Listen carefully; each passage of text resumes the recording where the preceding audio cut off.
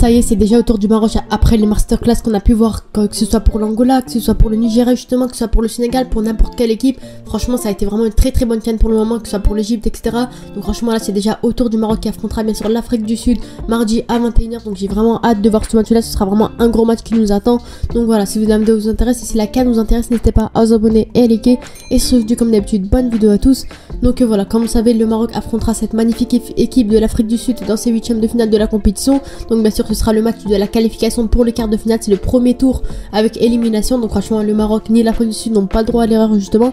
Donc voilà, c'est déjà de voir un petit peu les news de ce match-là. Concernant ce match-là, on a appris que récemment la sanction de Walid Regragui, comme vous savez, malheureusement, elle a été suspendue pour 4 matchs face au Congo après l'altercation avec Chancel Mbamba. La FIFA, la CAF, il me semble, ils ont accepté de réduire sa peine et normalement Regragui sera présent sur le banc pour coacher face à l'Afrique du Sud tout simplement. Donc voilà, c'était les news, il y avait quelques news, il n'y avait rien de grave, justement une bonne nouvelle pour cette équipe du Maroc. Et si on va voir un petit peu les formes actuelles des deux pays, pour commencer avec le Maroc, franchement ils ont très bien commencé leur CAN, même si quand même parfois ça a été un peu compliqué quand même, en finissant premier de leur groupe bien entendu, avec la victoire 3-0 face à la Tanzanie au début, histoire de bien commencer la CAN, histoire de bien se lancer. Ensuite on a eu le match nul assez décevant quand même face à la République démocratique du Congo, où malheureusement le score s'est fini sur un partout malgré le fait que le Maroc ait largement dominé la première mi-temps. On a vu que la deuxième mi-temps était un peu plus compliquée et bien sûr face à la Zambie, la victoire qui a qualifié la Côte d'Ivoire pour la suite de la compétition, notamment la victoire 1-0 avec ce but de Hakim Ziyech notamment. Donc franchement le Maroc s'est quand même bien lancé dans cette compétition avec 2 victoires et un match nul, donc en soi on peut pas trop leur en vouloir, etc. Et du côté de l'Afrique du Sud c'était un peu plus compliqué, ils se sont qualifiés de justesse en tant que deuxième de la poule justement, avec malheureusement la première défaite 2-0 face au Mali, mais après ils ont réussi à se relancer face à la Namibie avec leur victoire 4-0 et ensuite bien sûr le match nul 0-0 face à la Tunisie. Donc en soi c'est pas très voilà, c'est pas un grand exploit non plus malgré la victoire 4-0 face à la Namibie, équipe qui a justement avait mis en difficulté la Tunisie. Mais en tout cas l'Afrique du Sud s'est très bien lancé aussi avec une défaite, une victoire et un match nul. Donc en soi c'est un bilan assez correct, on va dire un peu moins bon que le Maroc quand même, mais l'Afrique du Sud a réussi à créer l'exploit. Justement ils sont pas habitués eux à dépasser les poules, ils ont réussi à créer l'exploit en se qualifiant pour la suite de la compétition, donc félicitations à eux justement. Mais voilà, si je dois vous faire un petit peu ma compo probable pour cette équipe du Maroc pour gagner ce match là et se qualifier pour la suite de la compétition, bien sûr Yacine Bounou dans les cages.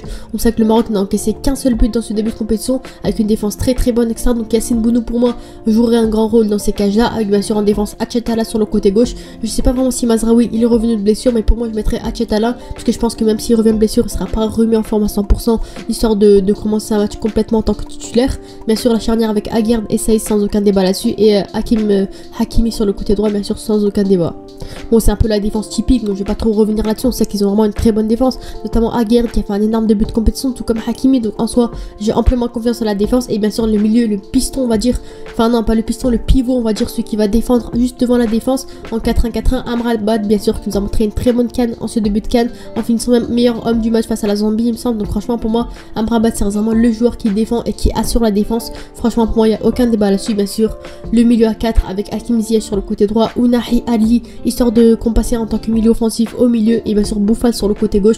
On a vu que Boufal était vraiment très intéressant, il apportait beaucoup sur ce côté gauche là, même devant un Aizal Zouli qui pour moi Boufal est un peu plus intéressant, finit ses actions, fait des bonnes actions, crée des bonnes actions. Ensuite on a Ounahi qui est vraiment très très bon en ce début de compétition, on l'a clairement vu. Franchement Ounahi a aucun débat là-dessus, il s'est complètement transformé. On a vu qu'à l'Olympique de Marseille il a pas tant de jeu, c'est très compliqué pour lui de s'adapter et de bien jouer, mais quand c'est avec l'équipe du Maroc c'est vraiment un monstre, il est vraiment très très bon. Donc pour moi franchement il y a aucun débat là-dessus hein. Franchement Ounahi et Amin Ali bien entendu, on a vu qu'il y avait beaucoup de changements, des fois il mettait Amala, des fois il mettait Saïbari, des fois El Khanous, des fois ça dépend un petit peu, mais je pense que personnellement il priorisait un peu plus Amin Ali qui a montré de très belles choses en ce début de Coupe d'Afrique. Et pour moi il n'y a aucun débat là-dessus. Et bien sûr Hakim Ziyech comme d'habitude, malgré le fait qu'il était en difficulté à Chelsea, qu'il a rejoint Galatasaray, ça a été un peu compliqué. On a vu qu'il a réussi à se relancer. On a retrouvé sa place de titulaire dans cette équipe du Maroc. Donc pour moi Hakim Ziyech bien sûr mériterait ce rôle là. En plus de ça il a délivré le Maroc face à la Zambie. Donc franchement pour moi Hakim Ziyech pourrait être très intéressant tout en étant accompagné de Boufal. Et bien sûr en pointe Enisri qui malheureusement est un peu en difficulté en ce début de compétition. On a vu que les buteurs n'étaient pas en grande forme dans cette équipe du Maroc. On l'avait avec Tissou Ali, avec El Kabi qui a raté pas mal d'actions, et Enisri là. Bon Enisri il a quand même réussi à marquer hein, quand même hein, je vais pas mentir non plus, mais en tout cas par rapport aux occasions qu'il a eu, il peut marquer bien plus de buts. Il a raté pas mal d'occasions, ça a été un peu compliqué pour lui. Donc donc j'espère qu'il va revenir en forme parce que là les matchs deviennent de plus en plus importants, les buts et les actions deviennent de plus en plus précieuses. Donc pour moi En-Nesyri franchement devra assurer et être un peu meilleur par rapport à ce qu'il a montré en ce début de compétition, mais en soi quand même ça reste un bon buteur expérimenté qui a notamment ramené le Maroc en demi-finale de Coupe du Monde. Donc franchement j'ai amplement confiance à En-Nesyri et à ce 11 du Maroc justement.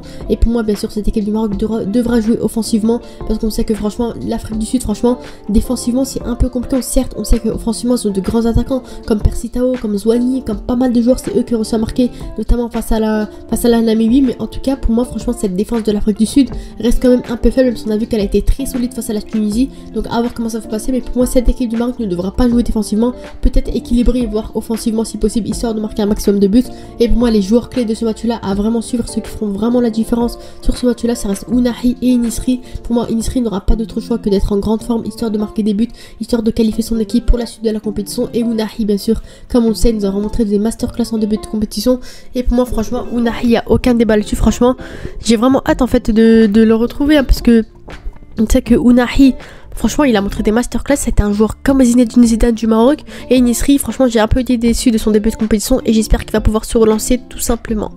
Donc voilà, comme vous le savez, ce sera une victoire obligatoire pour le Maroc. Et pour moi, franchement, sur le papier, on va pas se le cacher que le Maroc est favori pour ce match-là, est favori pour gagner ce match-là, pour se qualifier en quart de finale justement. Et si je dois vous faire mes pronostics, je pense que ce match-là restera quand même très serré parce qu'on sait que l'Afrique du Sud, c'est une équipe qui accroche beaucoup, qui encaisse pas beaucoup, et qui est vraiment assez solide aussi. Et pour moi, le Maroc gagnera ce match-là 2-1. Je pense que ce sera un match très serré avec au moins un but d'écart. Mais voilà, je pense pas qu'ils iront en prolongation, je sais pas quoi, ou voilà, ou tir au but. Mais je pense que le Maroc quand même réussira à trouver la solution peut-être en fin de match, peut-être en début de match. Mais pour moi le Maroc gagnera ce match là 2-1. On a vu que l'Afrique du Sud est dotée de bons attaquants aussi comme Percy Tau, comme Zouani, comme pas mal de grands joueurs. Donc je pense qu'il est possible qu'ils réussissent à marquer un but, mis à part Sebounou, Saïs, Aguerd, etc. Ils sont en grande forme et pour moi le Maroc gagnera ce match là, j'espère pour eux aussi. Mais voilà, en tout cas on sait qu'on a une équipe d'Afrique du Sud qui est en grande forme. Franchement c'est pas une grande nation du football, mais on a vu dans cette Coupe d'Afrique que ça existe plus des grandes nations, ça existe plus les petites nations. On a bien vu hein, l'Angola, le Cap-Vert, la Guinée équatoriale, les petites équipes entre guillemets qui étaient vues comme étant des équipes qui sortent en poule. Là ils se sont qualifiés pour la suite de la compétition, voire il y a même une équipe qui s'est qualifiée en quart de finale. Faut dire à quel point franchement l'Afrique du Sud c'est une équipe à vraiment redouter. C'est pas une mauvaise équipe, c'est pas franchement une équipe qui voilà, c'est pas la Tanzanie on va dire hein. Franchement l'Afrique du Sud pour moi ils ont de bons gros attaquants, de bons gros joueurs, et pour moi il faudra vraiment se redouter là-dessus. Mais je pense que j'ai entièrement confiance à cette équipe du Maroc et je pense qu'ils pourront largement gagner ce match là tout simplement. Donc voilà, c'était mignon, n'hésitez pas à vous abonner et à liker. Et voilà, si vous aimez la Coupe d'Afrique, on va essayer de faire un maximum d'avant-match du débrief, on va essayer de un maximum parler de cette Coupe d'Afrique. Donc n'hésitez pas à vous abonner et à liker. On se dit à la prochaine. Ciao.